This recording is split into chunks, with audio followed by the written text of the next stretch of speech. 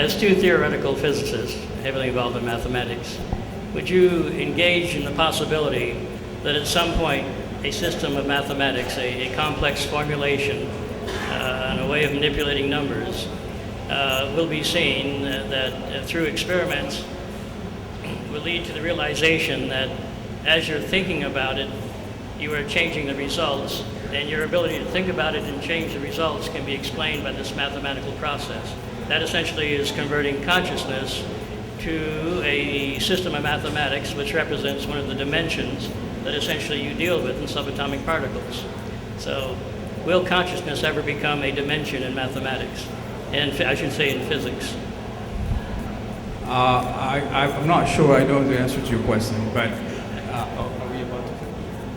But the subject of consciousness, of course, is a very tricky one.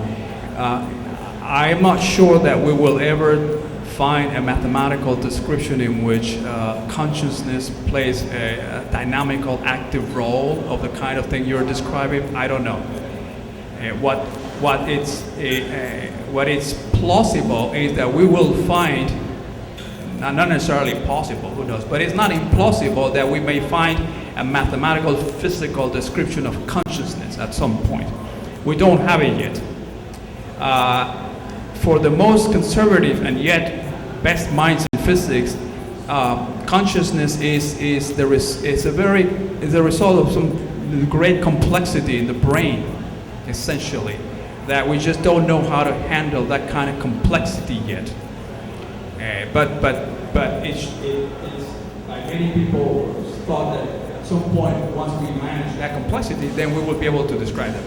But in terms of, we will ever be able to find a system where consciousness is sort of part of the whole process and give you feedback and back and forth, I don't know.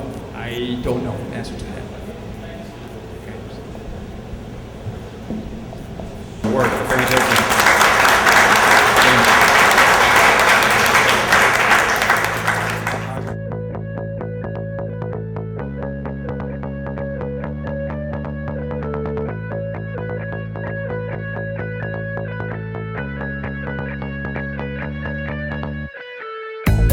Thank you.